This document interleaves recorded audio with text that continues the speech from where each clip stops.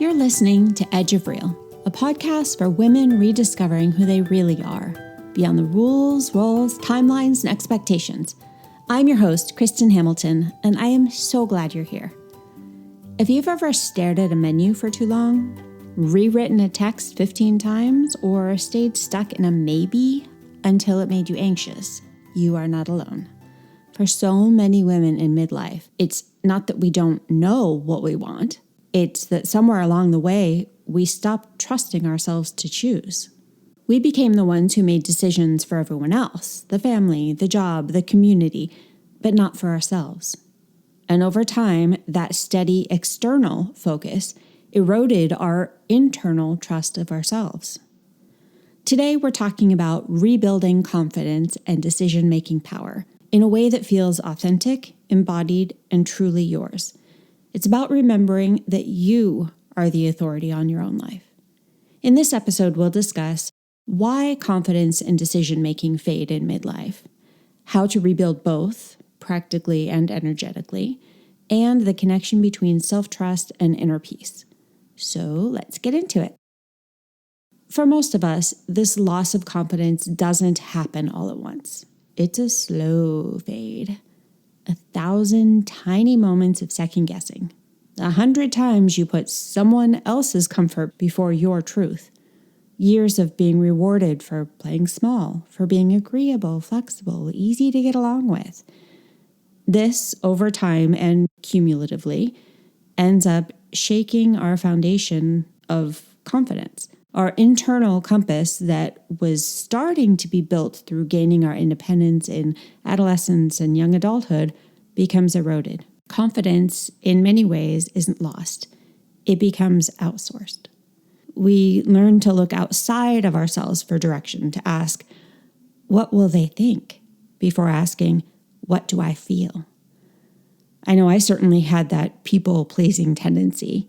I absolutely deferred to my husband, my parents, my friends, my kids to make the decisions, half believing that I was just there to follow through on whatever they decided.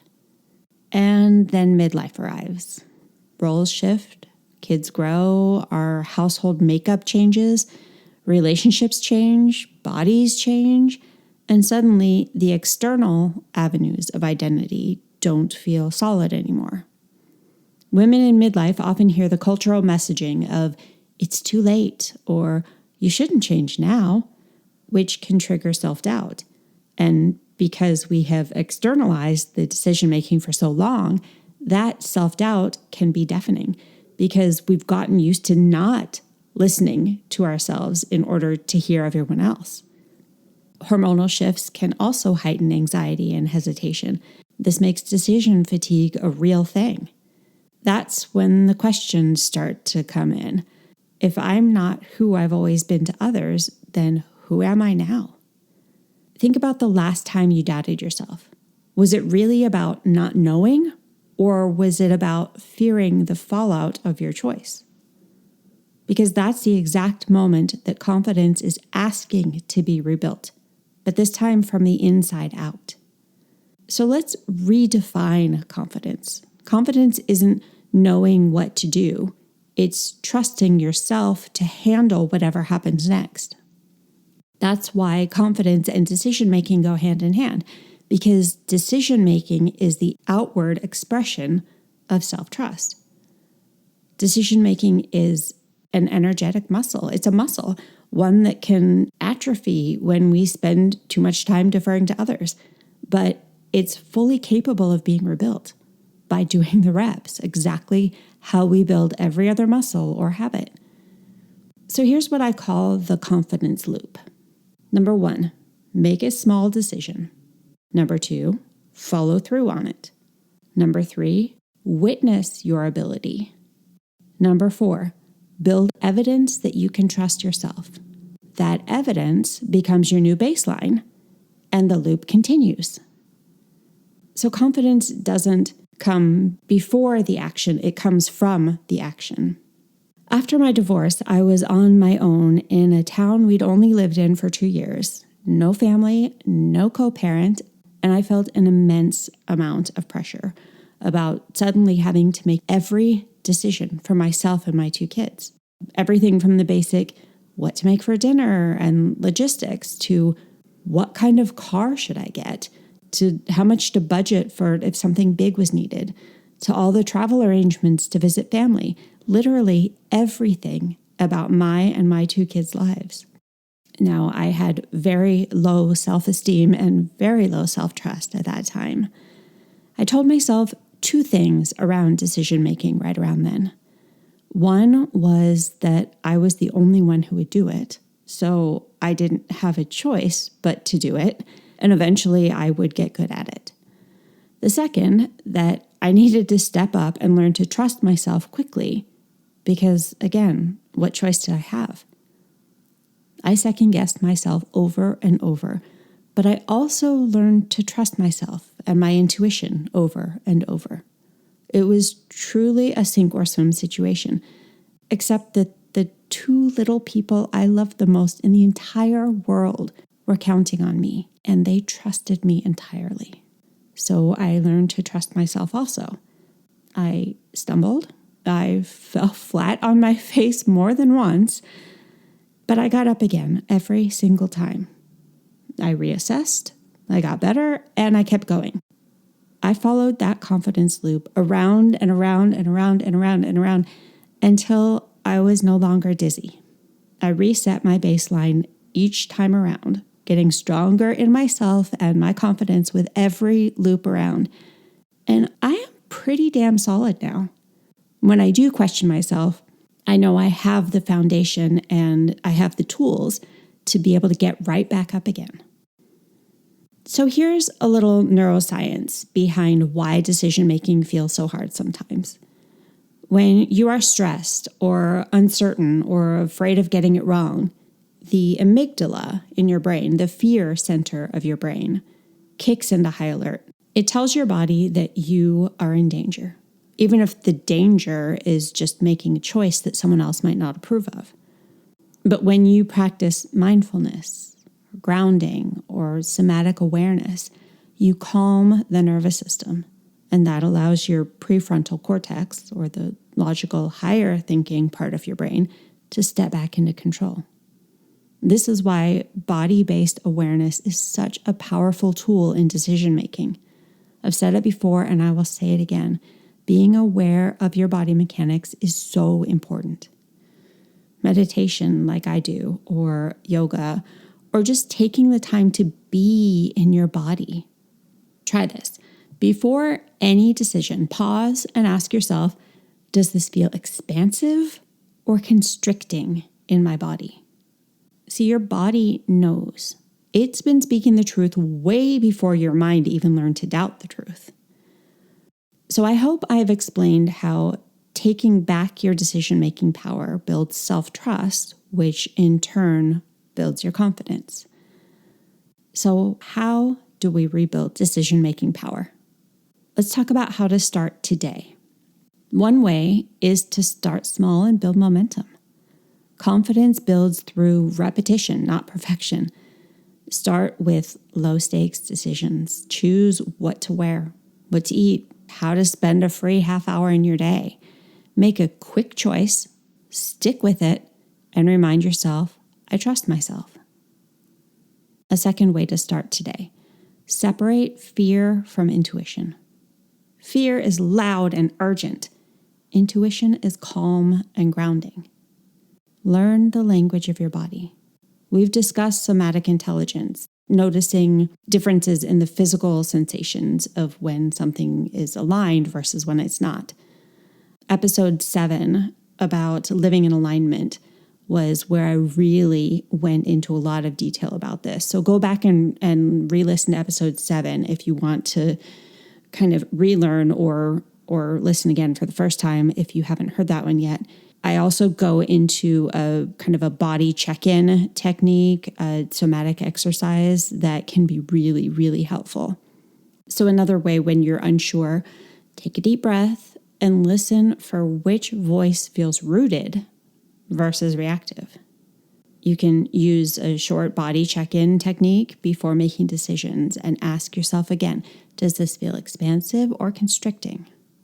And sometimes when you have those big decisions to make, journaling or breath work before making those decisions can really help quiet the noise of fear and can help you tap into your intuition to help you make those big decisions. A third thing you can do today, use the 2-minute rule.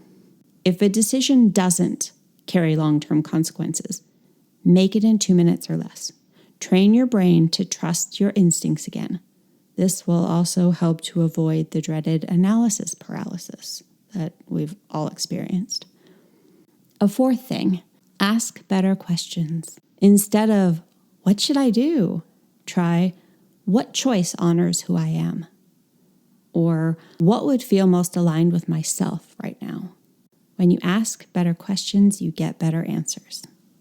And a fifth thing, actively rebuild your inner authority. Say it out loud. I am the authority on my life. Confidence is a reclamation. It's permission to stop waiting for validation from anyone else and then find proof of this in your life. Every time you make a decision that is in alignment with who you are, that is proof that you can trust yourself to make decisions. So confidence isn't just mindset, it's energy. It is energetic permission to live your life as your truest self. We've talked about the energy receptivity paradox. When you need something to validate your worth, you actually push it away because that sends out this desperate energy, right? So when you release the need, you magnetize naturally. Einstein and Tesla both spoke to this idea that everything is frequency, everything is energy. I've discussed this in lots of past episodes. Confidence operates on a frequency of self-certainty. When you stand in your own energetic vibration, your own vibe, your own energetic signature, the universe will meet you there. That's the law of assumption in action. Assume your own capability. If I already trusted myself fully, how would I act today? Embody the confidence before the evidence of the confidence is there. When you embody that now, reality will begin to organize around it. So confidence isn't about becoming her, it's about being her now. When you believe that your choices are valid, you magnetize experiences that affirm those choices. Because like attracts like energetically. It's physics, it's science, it's the rules. Let's end with a few journal prompts to ground this and really get it into your life. Where have I given away my decision-making power? And what small choice can I reclaim today? What would trusting myself look like in this season of life? What am I ready to decide without apology? And one more. What's one choice I've been delaying? And how would it feel to make it now, even if imperfectly? So confidence and decision-making aren't about knowing everything. They're about knowing yourself. When you trust yourself again, your world expands. If this episode resonated, please share it with someone. Let's start a revolution of confident women who are choosing more out of their lives. Also, leaving me a rating and review helps me so very much, and it would only take seconds out of your day. Until next time, stay open, stay curious. Choose to trust yourself in your decision-making power and rebuild that confidence to start feeling into and embodying who you really are. And remember, you're not lost. You're on the edge of something real. Love you. Bye-bye. If what we talked about today feels close to home, if you're tired of dimming yourself down, second-guessing every decision, or feeling like you've lost track of who you really are, I want you to know you don't have to figure it out alone. This is exactly the work I do with women in my one-to-one coaching experience. Together, we talk through what's keeping you stuck, reconnect you with the truest version of yourself, and create simple, empowering steps that help you move forward with clarity, confidence, and a clear path. Knowing the steps is one thing, but actually walking them out is another. That's where coaching becomes so powerful. I'll be there to help you stay accountable, to support you when old habits try to pull you back, and to keep you moving forward even when the path feels foggy. Sometimes we all need a guide, someone who can hold the mirror, remind us who we are, and walk alongside us until we're steady in that truth ourselves. If you've been listening and thinking, yes, that is what I need, I'd love to invite you to book a free discovery call with me through the link in the show notes. I'd love to meet you and walk this path of rediscovery with you, because the edge isn't the end, it's the becoming.